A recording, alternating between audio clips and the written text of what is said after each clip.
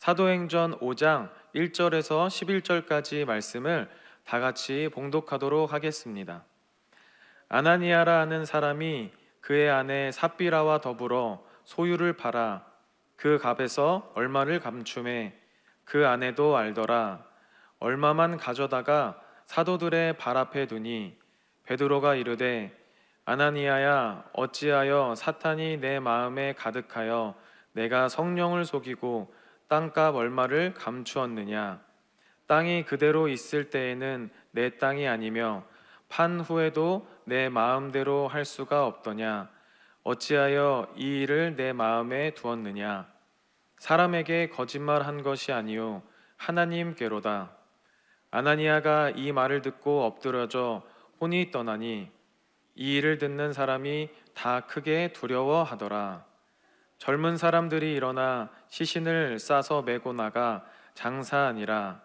3시간쯤 지나 그의 아내가 그 일어난 일을 알지 못하고 들어오니 베드로가 이르되 그 땅 판값이 이것뿐이냐? 내게 말하라 하니 이르되 예, 이것뿐이라 하더라. 베드로가 이르되 내가 어찌 함께 꾀하여 주의 영을 시험하려 하느냐? 보라, 내 남편을 장사하고 오는 사람들의 발이 문 앞에 이르렀으니 또 너를 메어 내가리라 하니 곧 그가 베드로의 발 앞에 엎드려져 혼이 떠나는지라. 젊은 사람이 들어와 죽은 것을 보고 메어다가 그의 남편 곁에 장사하니 온 교회와 이 일을 듣는 사람들이 다 크게 두려워하니라. 아멘. 저는 오늘 함께 읽은 사도행전 5장 1절에서 11절까지의 말씀을 가지고 우리의 시선을 주님의 마음에 라는 제목으로 함께 말씀을 나누고자 합니다. 오늘 본문에는 정말이지 비극적인 한 사건이 등장을 합니다. 교회를 섬기던 한 부부가 죽음을 맞이하게 됩니다. 오늘날 이런 사건이 교회 안에 일어난다면 얼마나 큰 충격이겠습니까? 오늘 이 사도행전을 보면 예수님께서 약속하신 그 성령을 기다리던 제자들이 이제 성령을 받습니다. 그리고 나서 이 제자들에게 어떠한 변화가 일어났습니까? 이제 성령을 받은 이 믿음의 사람들이 담대하게 복음을 전하기 시작합니다. 국경을 넘어서 또 지역을 넘어서 복음을 전해가기 시작을 한 것입니다.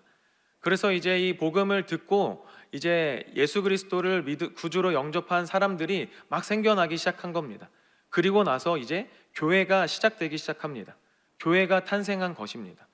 그래서 이 성령으로 충만한 이 초대교회의 모습은 어떠했습니까? 담대하게 복음을 전할 뿐만 아니라 구제하기 시작했습니다. 사람들은 자기의 소유를 다 팔아 사도들 앞에 가지고 나와서 가난한 사람을 도와주기 시작했습니다. 서로 그것을 통용해서 사용했다고 성경은 이야기합니다. 자기의 소유를 주장하지 않고 서로 함께 사용하기 시작한 것입니다. 그래서 이 초대교회 안에는 가난한 자가 없었다라고 성경은 말합니다. 그리고 나서 나오는 첫 번째 사건이 바로 오늘 본문의 사건입니다. 오늘 이 비극적인 사건은 이미 우리가 너무나 잘 알고 있습니다. 당시에 이 교회가 태동하고 나서 성령으로 충만했던 성도들이 자신의 소유를 막 가지고 나오는 이런 분위기 속에서 아나니아와 이 삽비라라고 하는 이 부부가 자신이 가지고 있던 땅을 팔아서 그 돈을 교회 앞에 가지고 나옵니다. 그런데 문제는 여기서 시작이 됩니다. 땅의 판돈의 일부를 감추어 두고 그것이 전부라고 하면서 가지고 나온 것입니다. 거짓말을 한 것입니다. 그러니까 자신의 재산을 다 팔기는 팔았는데 그것을 다 가져 나오지 않은 채 그것이 전부라고 속인 것입니다. 오늘 특별히 교회가 태동하는 이 시점에서 하나님께서 이 사건을 성경에 기록하신 이유는 무엇일까요? 오늘 이것은 단순한 해프닝이 아니라 하나님께서 오늘 이 사건을 통해서 교회에게 말씀하고자 하시는 이야기가 있기 때문에 그런 것입니다. 그것은 하나님께서 이 교회를 세워가기 시작할 때에 교회를 거룩하게 세워가기를 원하셨다는 것입니다. 사실 어떻게 보면 오늘 이 사건은 그냥 지나갈 수 있는 일 아닙니까?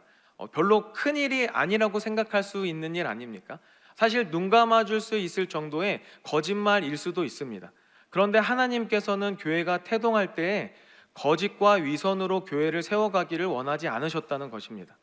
그래서 오늘 이 사건은 교회를 향한 하나님의 마음인 것입니다. 동시에 우리 한 사람 한 사람이 교회이기 때문에 이것은 단순히 공동체적인 교회를 넘어서 우리 개개인에게 말씀하시는 하나님의 마음이기도 한 것입니다. 그래서 저는 오늘 본문 말씀을 통해서 이 아나니아와 삽비라의 이야기가 우리에게 주는 메시지를 함께 나누기를 소망합니다. 오늘 이야기의 핵심은 이것입니다. 아니, 너 전 재산을 팔아서 다 가져왔어야지 왜 일부만 가져왔어? 괘씸하군. 이것이 아닙니다. 오늘 본문 4절을 보니까 베드로가 이렇게 이야기를 합니다.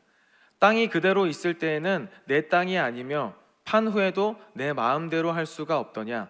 어찌하여 이 일을 내 마음에 두었느냐? 사람에게 거짓말한 것이 아니요 하나님께로다. 지금 베드로가 뭐라고 이야기를 합니까? 아니, 누가 돈 달라고 했어? 그 땅을 팔아도 되고 안 팔아도 되고 너의 소유니까 너의 마음대로 할 수 있어 라고 이야기하는 것입니다. 그러니까 누구도 이 부부에게 땅을 팔아서 전 재산을 내어놓으라고 강요한 적이 없는 것입니다. 땅을 팔아서 섬기라고 이야기한 적이 없는 것입니다. 자신의 재산을 다 가지고 나오려는 이 마음까지는 괜찮습니다. 그렇다면 처음부터 제가 지금 전 재산을 다 드리기는 힘들고 일부만 드리겠습니다 라고 해도 전혀 상관이 없었던 것입니다. 문제가 되지 않는 것입니다. 그런데 아나니아와 이 삽비라 부부는 일부만 가지고 나와서 전부라고 이야기하면서 거짓말을 한 것이 문제입니다. 이때 우리는 그러게 왜 거짓말을 했어? 하나님한테 거짓말하니까 벌 받지? 이런 생각을 넘어서 이런 의문을 가져야 합니다. 왜 아나니아와 삽비라는 과연 이런 거짓말을 했냐는 것입니다. 이것이 바로 이 이야기의 핵심입니다. 이유는 간단합니다. 사도행전 4장을 보면 그것을 알 수 있습니다. 사도행전 4장 이 마지막 부분에 보면 우리가 잘 알고 있는 바나바가 등장을 합니다. 사도행전 4장 36절과 37절 말씀입니다. 우리 같이 한번 이 말씀을 읽어보겠습니다. 구브로에서 난 레위족 사람이 있으니 이름은 요셉이라. 사도들이 일컬어 바나바라. 번역하면 위로의 아들이라 하니 그가 밭이 있음에 팔아 그 값을 가지고 사도들의 발 앞에 두니라. 아나니아와 삽비라 부부는 이 바나바가 부러웠던 겁니다. 그러니까 이 바나바, 원래 이름은 요셉이죠. 이 사람이 자신의 밭을 팔아서 그 전 재산을 다 가지고 나온 것입니다. 그러자 사람들이 이제 막 이 바나바를 칭찬하기 시작합니다. 와, 저 사람 대단하구나. 자신의 전 재산을 팔아서 가난한 사람들을 도와주는구나. 위로를 주는구나 라고 하면서 위로의 사람이다 해서 바나바라고 부르기 시작합니다. 사람들이 칭찬하기 시작한 것입니다. 이 아나니아와 삽비라는 이 칭찬이 부러웠던 것입니다. 아나니아와 이 삽비라도 사람들로부터 인정받고 싶고 칭찬을 받고 싶었던 것입니다. 그런데 정작 자신의 소유를 다 내놓을 자신은 없었던 것입니다. 이것이 바로 이들이 거짓말을 하게 된 이유입니다. 저는 오늘 본문을 묵상하면서 아나니아와 삽비라의 모습 속에서 우리의 모습을 발견하게 되었습니다. 사실 우리도 이럴 때가 있지 않습니까? 진심으로 우러나와서 하는 것이 아니라 때로는 내 마음은 전혀 그렇지 않은데 그러는 척하면서 행동할 때가 있다는 것입니다. 내 마음은 전혀 그렇지 않은데 내 겉모습을 속인 채 그러는 척 행동을 할 때가 있다는 것입니다. 사람들의 시선이나 평가를 의식하면서 내 마음은 숨기고 그러는 척 한다는 것입니다. 이것은 인정 욕구에서 비롯됩니다. 이 아나니아와 삽비라에게도 인정받고 싶었던 욕구가 있었던 것입니다. 바나바처럼 사람들로부터 칭찬을 받고 싶고 인정받고 싶었던 그 마음이 아나니아와 삽비라 부부의 마음 가운데 있었던 것입니다. 그런데 문제는 이 인정받고 싶은 욕구가 문제가 되는 것이 아니라 이것이 왜곡된 행동으로 나온 것이 문제입니다. 그냥 인정받고 싶은 마음만 있으면 그것은 괜찮은데 이것이 거짓이라고 하는 행동으로 왜곡되어져 나온 것이 문제가 된 것입니다. 위선이 되어져 버린 것입니다. 오늘 성경이 이 사건을 기록하는 이유는 누구나 다 아나니아와 삽비라가 될 수 있기 때문에 그런 것입니다. 왜냐하면 이러한 인정 욕구는 사람이라면 누구나 다 가지고 있기 때문에 그렇습니다. 사람은 누구나 다 인정받고 싶은 욕구가 있습니다. 다른 사람들로부터 칭찬을 받고 싶고 인정받고 싶은 마음이 사람들에게는 다 있다는 것입니다. 그래서 어쩌면 인생에 기본적으로 깔려있는 과제가 바로 이 인정을 어떻게 채워가는가 하느냐에 있지 않나 생각이 되는 것입니다. 예를 들면 이런 것입니다. 아이들을 보면 알 수 있습니다. 아이들이 무언가를 열심히 하고 잘하면 칭찬을 받습니다. 그래서 이 아이들은 칭찬받기 위해서 더 열심히 더 잘하려고 합니다.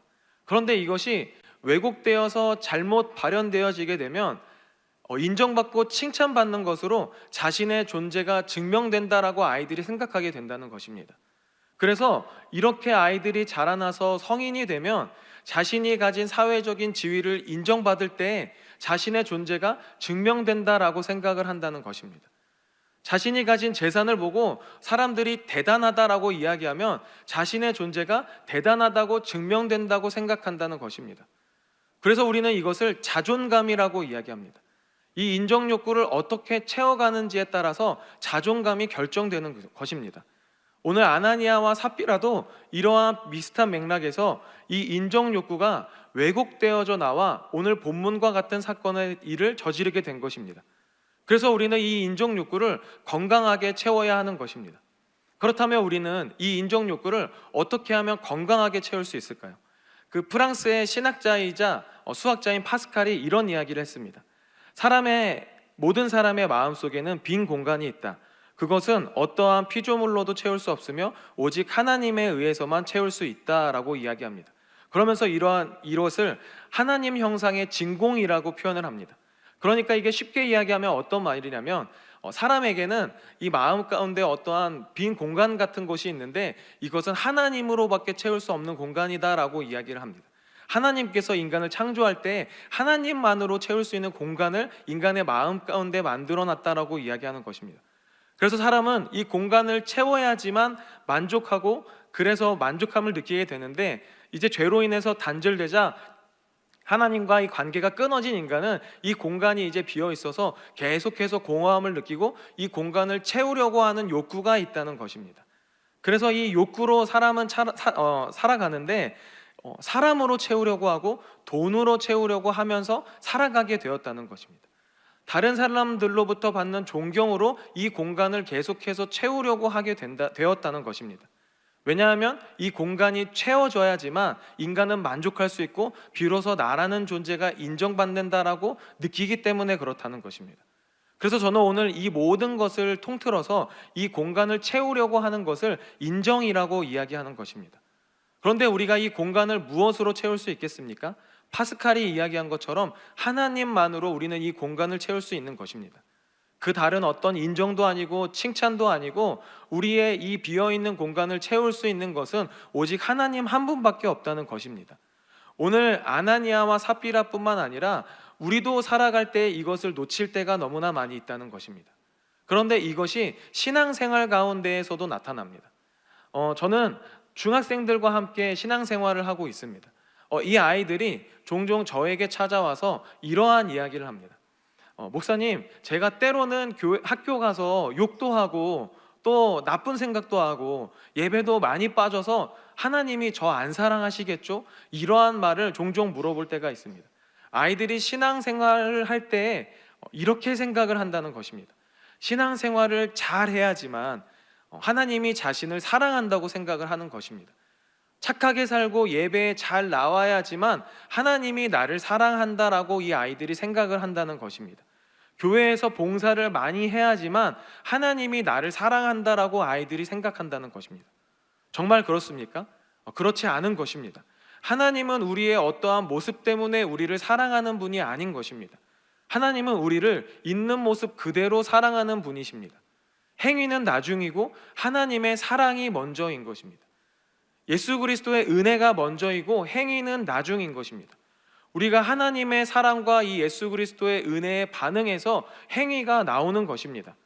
그런데 우리가 신앙생활을 하다 보면 이 함정에 빠져들 때가 있다라는 것입니다. 이것에 대한 예로 오늘 성경이 아나니아와 삽비라의 사건을 이야기하는 것입니다. 이 아나니아와 삽비라는 사람들의 칭찬을 향한 이 왜곡된 인정 욕구로 인해서 하나님을 속이는 결과까지 나아버리게 된 것입니다. 이 아나니아와 삽비라가 그냥 자신의 마음을 솔직하게 가지고 나와서 하나님, 제가 전부 다 섬기는 것은 조금 힘듭니다. 그래서 이 일부만 하나님께 섬기겠습니다. 교회를 위해서 이 일부만 내어놓겠습니다 라고 했다면 하나님께서 책망하셨을까요? 아니 왜 너 그것밖에 하지 못하니? 네가 가진 거 다 가지고 나와야지 하면서 하나님이 이 아나니아와 삽비라 부부를 책망하셨을까요? 그렇지 않다는 것입니다. 오늘 하나님께서 우리에게 하나님의 일을 동참하기 원하실 때에는 우리가 가진 이 전부를 다 내어드리지 못한다고 해서 절대로 책망하지 않으신다는 것입니다. 왜냐하면 하나님께서는 중심을 보는 분이시기 때문에 그런 것입니다. 행위나 양을 보시는 분이 아니라 우리 마음 가운데 있는 중심이 어떠한지를 하나님께서는 보시기 때문에 그런 것입니다. 그런데 이 아나니아와 삽비라는 이 자신들의 행위가 인정받는 중요한 역할을 한다고 생각하는 것입니다. 우리가 이 교회를 섬기는 것은 행위에 기반하는 것이 아니라는 것입니다. 만약에 그렇다고 한다면 우리가 하는 이 신앙생활은 종교 행위가 되어져 버리는 것입니다. 우리가 섬기는 이 모습이 종교 행위를 기반으로 한다면 오늘 우리는 아나니아와 삽비라와 같은 함정에 빠져들어가게 된 것입니다. 우리가 교회를 섬기고 하나님을 섬기는 것은 관계를 기반으로 하는 것입니다. 이 관계를 무엇으로 기반으로 하고 있습니까? 바로 신뢰를 바탕으로 하고 있습니다. 왜 우리가 사람과 사람 간의 이 관계를 이야기할 때 이 관계는 신뢰를 기반으로 한다고 이야기합니다. 이 관계 가운데 신뢰가 빠져 있으면 이 관계는 오래가지 못합니다. 신뢰가 빠져 있는 관계는 아름답지 못한 것입니다. 사람과 사람 간의 관계도 이러한데 하물며 하나님과의 관계에서는 어떻겠습니까? 우리가 하나님과 우리의 관계는 우리를 먼저 택하여 주시고 불러주셔서 우리를 찾아와 주시고 우리와 함께 동행하시면서 우리의 삶을 인도하여 주시는 하나님에 대한 신뢰, 그러니까 믿음을 바탕으로 하는 것입니다. 그래서 우리의 믿음의 출발점도, 우리의 믿음의 과정도, 우리의 믿음의 종착점도 철저하게 하나님인 것입니다. 우리의 믿음의 주체는 하나님인 것입니다. 우리는 객체에 불과한 것입니다. 그런데 우리가 교회를 섬기는 것이 이 행위에 기반하게 된다면 이것이 깊어지면 깊어질수록 사람의 의와 자랑거리만 남게 된다는 것입니다. 왜냐하면 이 출발점이 바로 사람이기 때문에 그런 것입니다. 그러나 우리의 이 섬김이 하나님과의 관계를 기반으로 하고 있다면, 그러니까 믿음으로 기반을 하게 된다면 이것이 깊어지면 깊어질수록 사람의 의나 자랑거리가 되는 것이 아니라 하나님을 아는 은혜만 남는 것입니다. 예수 그리스도의 은혜만 자랑할 것이 없게 된다는 것입니다. 그래서 사도 바울이 이렇게 고백을 하는 것입니다. 갈라디아서 6장 14절의 말씀, 우리 함께 믿음으로 고백해 보기를 소망합니다. 우리 함께 고백하겠습니다. 그러나 내게는 우리 주 예수 그리스도의 십자가 외에 결코 자랑할 것이 없으니 그리스도로 말미암아 세상이 나에 대하여 십자가에 못 박히고 내가 또 세상을 대하여 그러하니라. 사도 바울에게 사람들의 시선이나 평가 따위는 아무런 상관이 없었습니다. 자신을 칭찬하고 또 존경스러워하고 부러워하는 이런 것은 전혀 사도 바울에게 중요한 것이 아니었습니다. 왜 그렇습니까? 사도 바울이 살아가는 이 인생이 하나님을 믿는 믿음에 기반하고 있기 때문에 그런 것입니다. 하나님과의 관계를 기반으로 하고 있기 때문에 그런 것입니다. 사도 바울은 자신의 마음 가운데 있는 이 공간을 하나님으로 채워가고 있기 때문에 그런 것입니다. 다른 것들로 이 욕구를 채워가는 것이 아니라 오직 하나님 한 분만으로 채웠기 때문에 그런 것입니다. 그래서 우리도 날마다 우리의 마음을 점검해야 하는 것입니다. 이것이 비단 섬김만을 이야기하는 것이 아닙니다. 우리가 하는 모든 행위의 동기를 우리는 살펴봐야 하는 것입니다. 나의 예배와 나의 기도와 또 나의 찬양이 무엇을 기반으로 하고 있는지 우리는 점검해야 된다는 것입니다. 만약 우리가 이것을 점검하지 않고 돌아보지 않은 채 그냥 살아간다면, 그냥 둔다면 우리는 우리 마음 가운데 있는 이 비어있는 공간을 계속해서 어떤 다른 것으로 채우려고 하면서 살아가게 되어진다는 것입니다. 이것이 별거 아닌 것 같아 보이지만 이 별거 아닌 것 같아 보이는 이 작은 틈이 우리를 넘어지게 한다는 것입니다. 오늘 아나니아와 삽비라도 이렇게 된 건 아니겠습니까? 이들이 처음부터 이런 것은 아니었을 것입니다. 그래서 베드로가 이들을 향해서 이렇게 이야기를 합니다. 본문 3절을 보니까 베드로가 이르되 아나니아야 어찌하여 사탄이 내 마음에 가득하여 내가 성령을 속이고 땅값 얼마를 감추었느냐. 이 작은 틈을 비집고 사단이 들어와 이 아나니아와 삽비라의 마음을 가득 채우게 된 것입니다. 그래서 이 아나니아와 삽비라가 결국에 하나님을 속이게 되는 결과를 낳게 된 것입니다. 그러니까 사도 바울도 결국에 이렇게 고백을 합니다. 고린도전서 15장 31절의 말씀 우리 함께 읽어보도록 하겠습니다. 형제들아, 내가 그리스도 예수 우리 주 안에서 가진 바 너희에 대하여 나의 자랑을 두고 단언하노니 나는 날마다 죽노라. 결국 우리의 신앙은 얼마나 잘하느냐 이것이 아니라 하루하루 자신을 죽이면서 우리 안에 그리스도로 채워가며 그리스도와 함께 살아가는가 하는 문제인 것입니다.